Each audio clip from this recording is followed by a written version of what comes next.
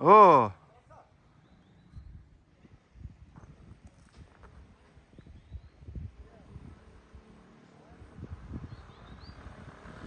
तान्छ स्कुटर हो त 150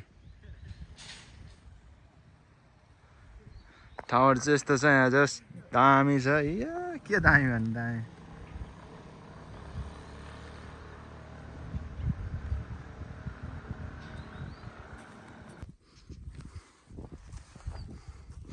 भेरी गुड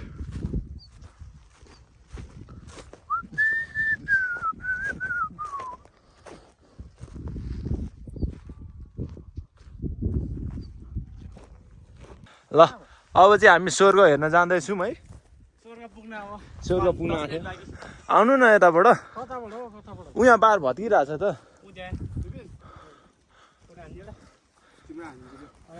यो चाहिँ भेडी के अरे यो ठाउँ नाम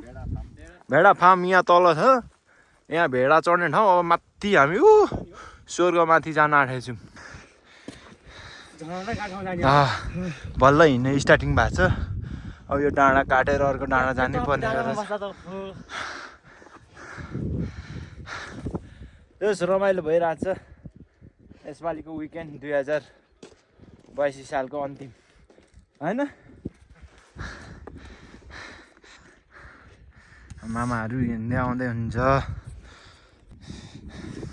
झन्झन माथि जाँदैछौँ हामी यस्तो बाटो हुँदै बाटो त होइन बाटो आफै बनाउँदै जाने मामा कस्तो भइरहेछ ट्रिप गाह्रो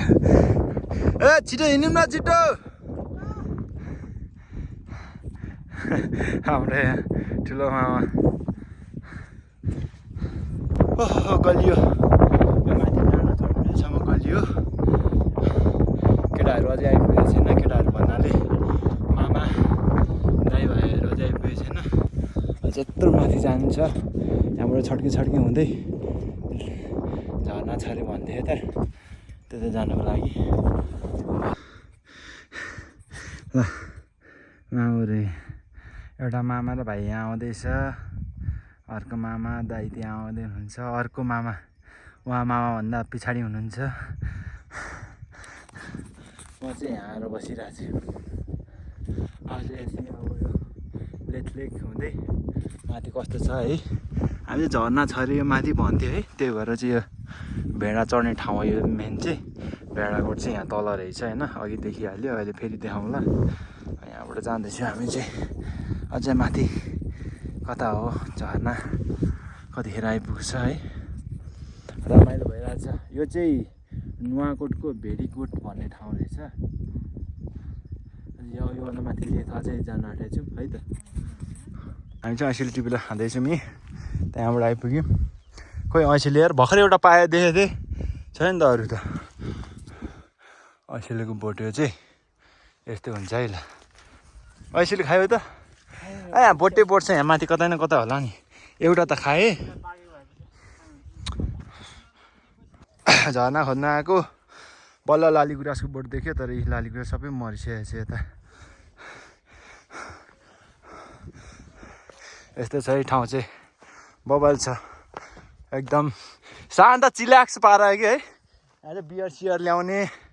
टक्क 2-4 जना साथीहरू भइसक्यो हामी हुन्थ्यो झन्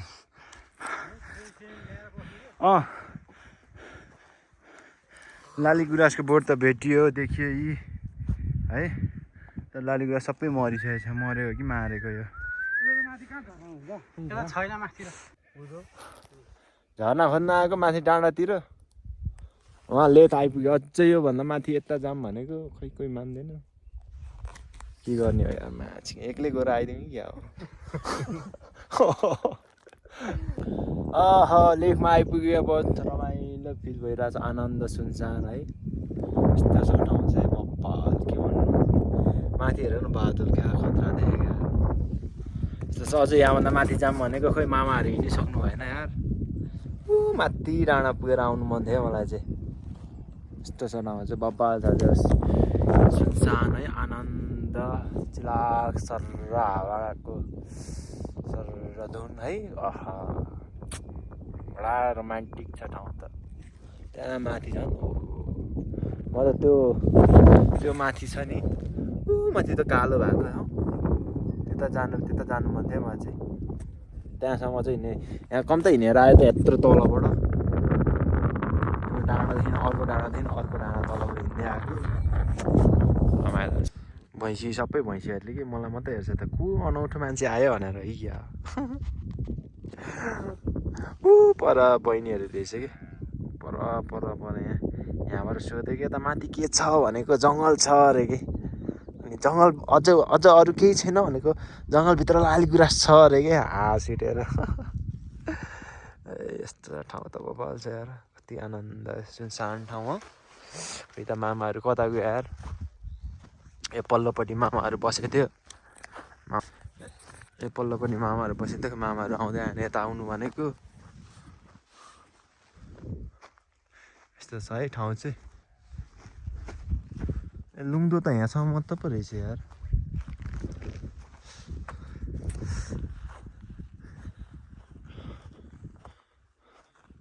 लालीगुराँस चाहिँ अझ माथि छ अरे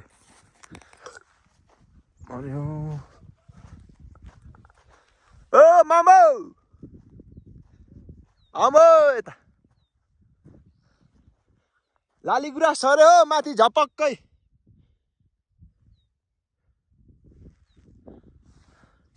यहाँ जानु मन थियो टुप्पोमा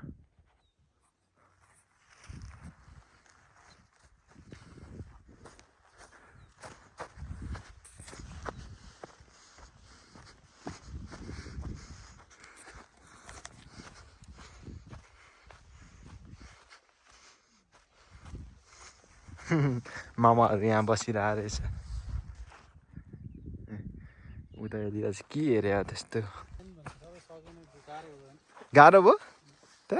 लेकतिर नि भैँसी छ त हो मामा यार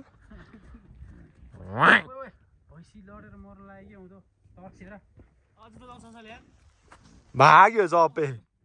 ल भाग्यो भाग्यो त अब चाहिँ हामी ओह्रालो लाग्दैछौँ जुत्ता नलाऊ है चिप्ले लाएर कि आज माथि त्यही अघि देखाएको ठाउँ भइहाल्यो त्यही के हो यसले त मुझे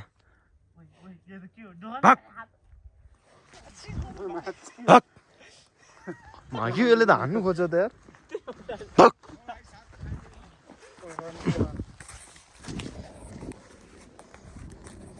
अब चाहिँ हामी तल जाँदैछौँ यत्रो माथिबाट होइन ए यो बाटो